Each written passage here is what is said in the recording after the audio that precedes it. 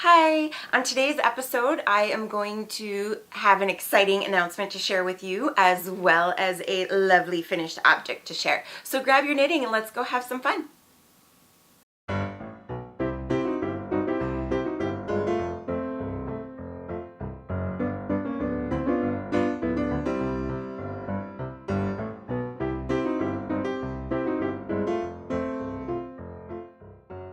Hi guys, Jessie here, also known as That MN Yarn Girl on all of the places of the internets.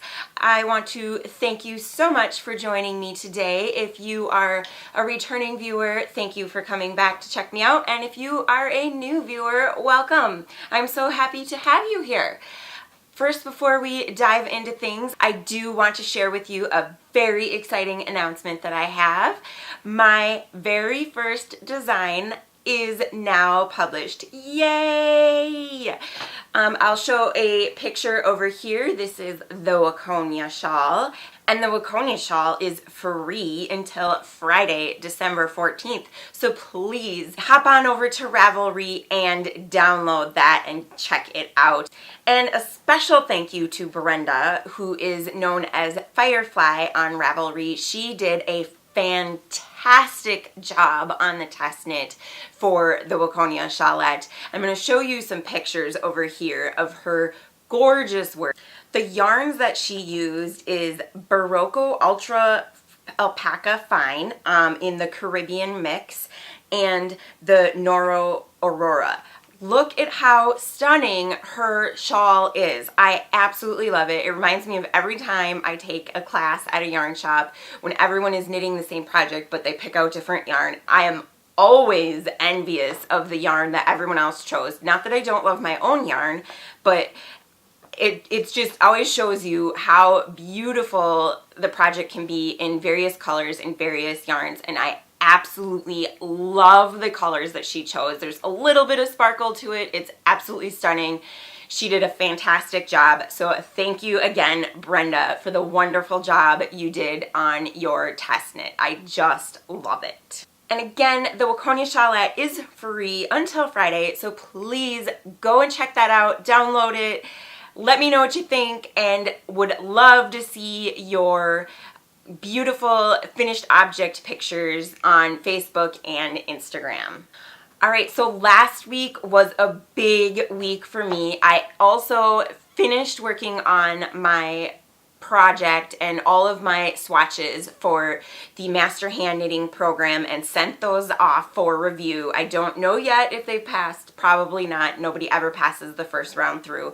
But anyways, it was still exciting to get that finished and out the door. So lots of big, exciting knitting things happening for me in the last week, and I couldn't be more excited to share them with you. I have been posting videos about my journey to Master Knitter Level 1, so please feel free to check those out if you are interested.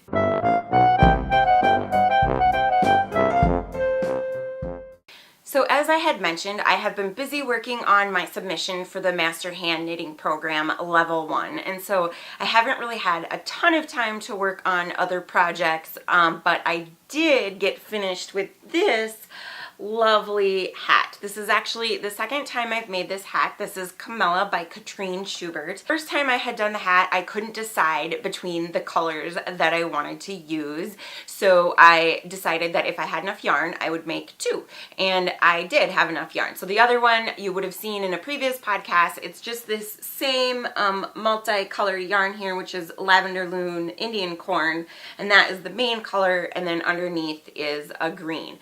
My son Thaden stole that one, so I luckily did have enough yarn to make another one, and this is also Lavender Lune, and the yarn is Indian Corn underneath, and Poppin Maize is this cream color. And I always say Poppin Maize, and it should be Poppin Maize.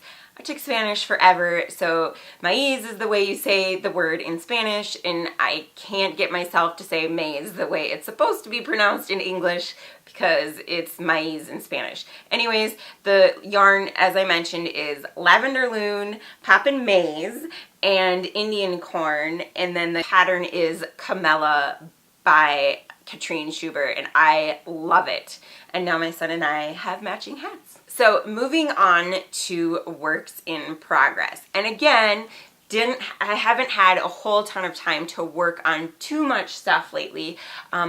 But my husband did get me a knitting machine for Christmas. And since I knew I was getting a knitting machine for Christmas and I knew I wanted to make Christmas socks for Christmas presents, I asked him if he minded if I opened it up a little bit early. So I have been busy making tubes for socks. A while ago, when I was purchasing yarn for my Master Knitter Hand program, level 1, I was using Cascade 220. So when I needed to buy some more yarn for my swatches and projects, I also ended up purchasing some Christmas red and Christmas green.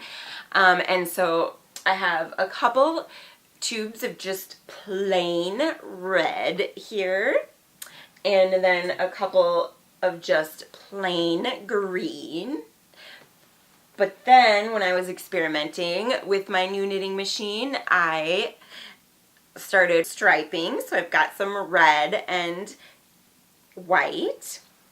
And then I also found some sparkly that I had. So this is just one. I'll probably cut this in half. So this was the sparkly paired with the red, and I liked that.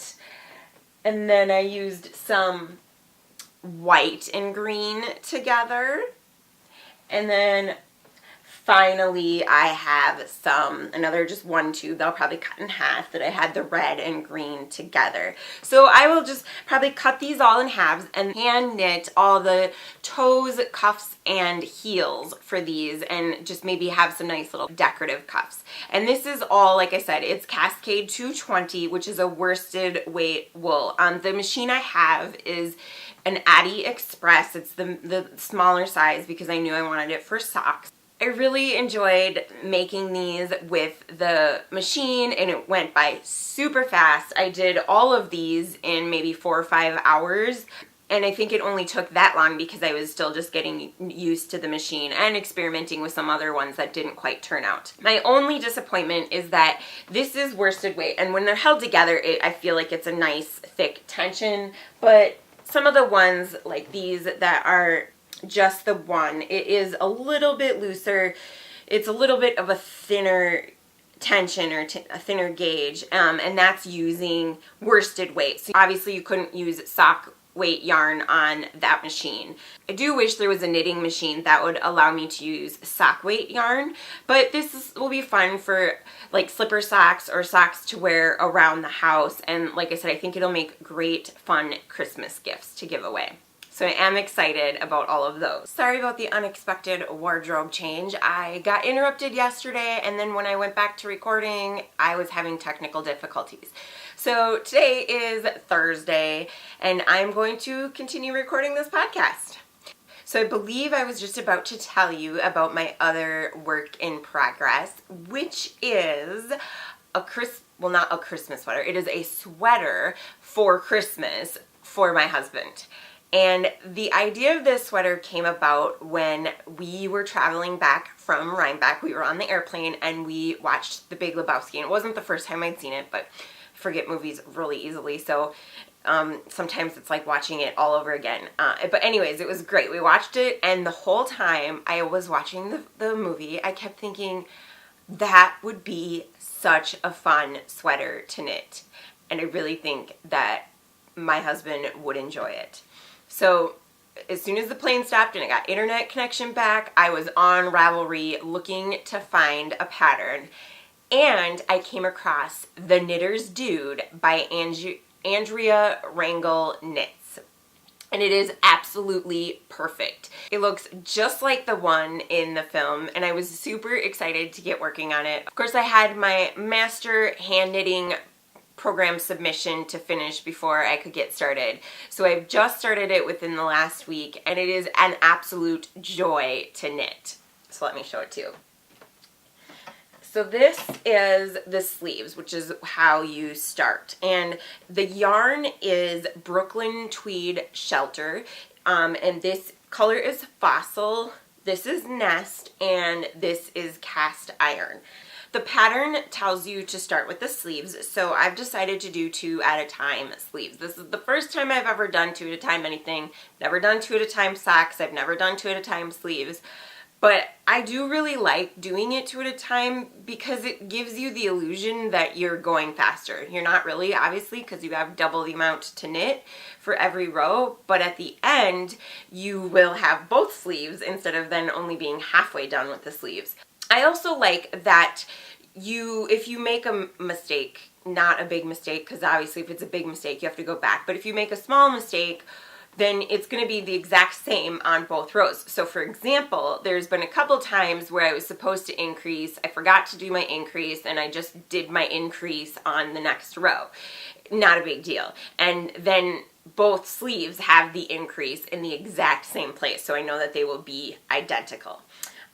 One little bit more major snafu that I had was when I first knit this first section of collar work here, I forgot to switch to a larger size needle. The pattern recommends switching to a larger size needle because most people have a little bit of a tighter gauge when they're doing collar work. And so I forgot to switch to that larger size needle and realized it after it was complete and thought, oh, well, it's okay. I can just block it out. I had gotten to about here, then my husband came home, he tried it on and he said, no, I don't know. I'm not sure that that's going to be comfortable. And rather than being worried about it and second guessing it, I just wanted to make sure that I had quality work right from the get-go. I mean, if you're going to spend all the time on a sweater, you might as well make sure that it's the best that it can be. And so I just decided to rip back. But I have now surpassed the area that I was and I'm on to the second most substantial part of the color work that I'm really excited about. And so again, I'm knitting the sleeves 2 at a time, which has been kind of fun. It was a little bit interesting to kind of work through all the like, oh, where does my yarn go for this ball and that ball? And it was a little bit interesting to start with, but once I got a little bit further in and wove in the ends for the bottom here and didn't have quite so many loose hanging strings, and as I got going along more, I just kind of got used to the process of having to move one to the other with the magic loop method. And I think that I really enjoy doing the sleeves 2 at a time and might always now, going forward, do 2 at a time sleeves. And that is what I've got to say about the sleeves. I also just this morning started working on the body a little bit. Oh no, it's all wrapped up here. Okay, now that I've got this detangled from the rest of it, I can show you very, very little done, but I did cast on the body this morning just so that I could start with the ribbing on the bottom because I've only got 1 ball attached to this piece of work, whereas with my sleeves there's 4 balls. And I have a couple appointments coming up today and tomorrow that I would like to be able to take this to and work on it, and this way I can just kind of work on the body, work on this ribbing piece. I won't get to the part that includes any color work yet, so it'll be just a nice simple little thing I can take with me so I can continue to work on this project so that I can hopefully get it done by Christmas time. I've told him that I can't make any promises, but he does know about it and he wants to wear it to the family gatherings on Christmas. So hopefully it'll be done, but we'll see because it is not very far and I've only got about a week and a half. Although it is worsted weight yarn, so we'll see.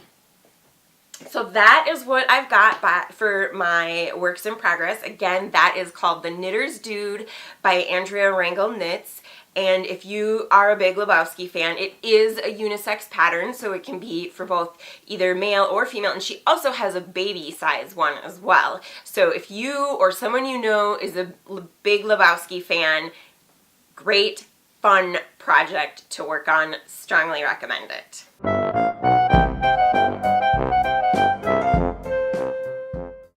I'm not afraid of knitting, and I don't want you to be afraid of it either. So that brings me to the next segment called the Improve Along. This is a segment that I have created to encourage everyone to try a new technique.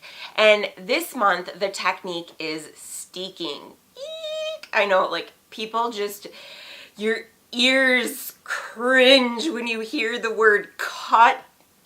When you hear someone talk about cutting their knitting, oh my god, so scary, right? So scary. I know. This is the reason I have picked this topic for this month is because, as you may have seen when I showed my Knitter's Dude sweater that I've started, it is done in the round.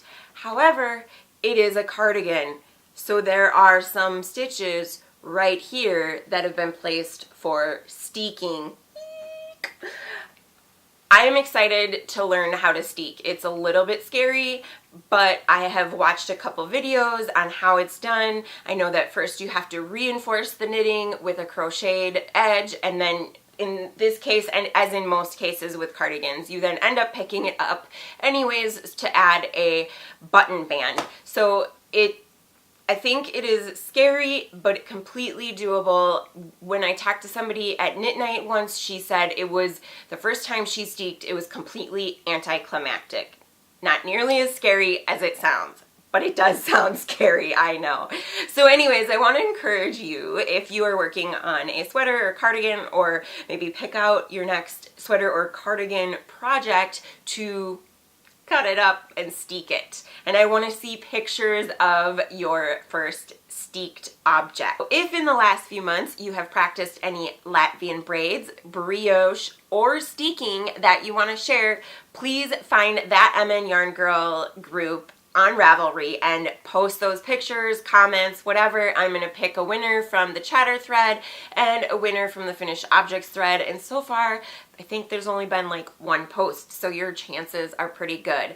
I think I will be giving away, I've seen some really cute progress keepers at Michael's that I think I will be giving away a couple of those to each winner, and I will pick those out in January and on my first podcast in January and announce who those winners are. So please share with us. We'd love to see those beautiful objects that you are working on and hear all about your experiences with a new knitting technique.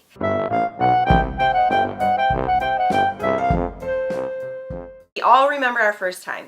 Our first time knitting, that is. So today I want to share with you the first knitting project by C. Dill Will on Instagram. This is a knitted stocking. And look it, can you believe this is her first project? It's got color work. It took forever before I was confident enough to work with color work, and she just gave it a go on her first time. So way to go, C. Dill Will. That's awesome. She was encouraged to learn to knit because her family growing up always had knitted Christmas stockings hanging on the mantle. But since all the kids are gone, they've taken their stockings, and now she says her parents' mantle looks pretty bare. And she always remembered that her dad never had one. So she decided she wanted to learn to knit her dad a Christmas stocking. That is just so cool. I am so impressed, and I think it's so great that she wanted to do that for her dad. People always want to do that for their kids. I've met a ton of ladies at Knit Night wanting to knit Christmas stockings for their grandkids, and I just think that's really neat that she decided she wanted to knit a stocking for her dad. So she took the time to learn specifically just so she could knit a stocking for her dad for Christmas. He's already opened it and he loves it, which is great. I'm so excited for her, and I just think that's awesome that she wanted to do that for him. She did mention that she's been crocheting for 14 years. She had learned on vacation one year just by asking her grandma, who then taught her, but she said it really hasn't been until maybe the last 8 years that she's gotten serious into crocheting, and now she's really glad to have another option. And when she looks at her kids' Christmas stockings that were all crocheted by her, she kind of wants to redo them knitted, which she may have time someday if she starts out slowly and does one a year or something like that. But way to go. I'm so excited for you. Beautiful first project, C. Dill Will. That's just amazing. So keep it up. And I would love to hear from you guys. I would love to see pictures of your first knitted project, whether it's a recent project that maybe you just learned to knit, or maybe you knit it 40 years ago and you still have it. So if you have any pictures of your first knitted project, please send them to me so I can share them on the podcast. And I would love to hear about your experience with your first project. And if you've been knitting for a while, what you've, maybe just a quick summary of what you've learned since the first time and what it is that knitting means to you.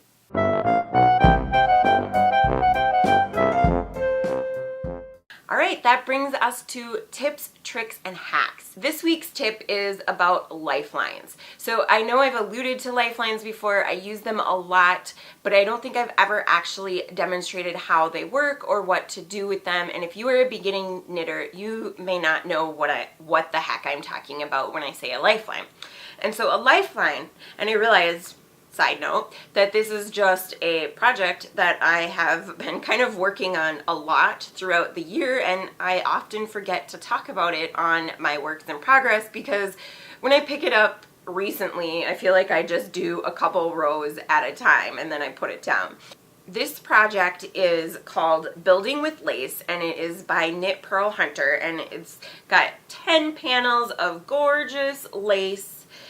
I'm not going to go into too much detail about it because I did share it on a previous podcast, and I will probably actually hopefully have it done within the next month or two to share more information on it. The yarn is Haiku Riley, and it's a combination of like linen and silk and wool. It's got I feel like everything in it, and it's really nice to work with.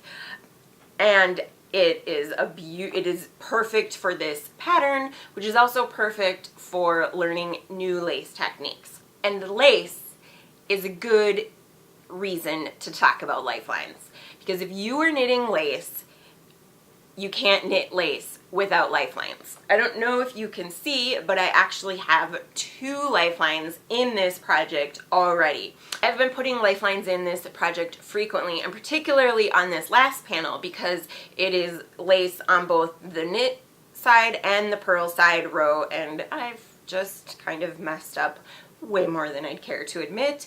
That is the beauty of a lifeline, because if you have your lifeline in there, you don't have to go all the way back to the beginning or all the way back to maybe this was my garter stitch row. You can just go back to your lifeline. In order to create a lifeline, what you will need is scrap yarn, a needle, and also it works best if you have circular needles that have a nice long cable in between, but if you don't, you can do it on other needles as well. So you're going to thread your scrap yarn onto your needle, and then you will work your scrap yarn through your live stitches. And you'll just pull those on there one at a time. And once you get to a marker, you just kind of go around that marker. You don't want to put the marker in the lifeline because then that marker will be stuck in the lifeline. And you'll just take that through, and then you just leave it there and knit the next row as if the lifeline weren't there. The other thing you can do is if you have interchangeable needles, some of them have a nice little hole here right in between, right before the cable, and you can thread your lifeline through there, and then it will just pick up your stitches as you knit. If you do that though, and you are using markers, you will want to make sure that you are using the markers that are lockable or unlockable so that you can remove them from the lifeline so they don't get stuck. That is how you put in a lifeline. Lace stitches in particular can be a good thing to use lifelines with, because when you are working them, you may not have realized how the yarn over and decreases were supposed to fit together, and so sometimes it is just easier to be able to go back and start back from where your lifeline was. And it's appropriately named because it is a lifeline for your project. So that is lifelines, and I highly recommend using them in all different types of projects. They have saved my project's life on many occasions. All right, well, that is all I've got for today, but I want to thank you so much for coming to hang out with me. I really appreciate it. Every time all of you check out what I've got to say, it means so much to me. And if you like what you saw here today, please like, subscribe, and comment below. It does a lot to help out my channel. And also, don't forget to go check out the Waconia Shawlette, which will be free until tomorrow. You can find me on Ravelry, Instagram, and Facebook, all as That MN Yarn Girl. And for now, I will leave you with a picture of cats and hats. If you've been watching my podcast for a while, you may have seen this picture before because it's an oldie, but still a goodie. Bye!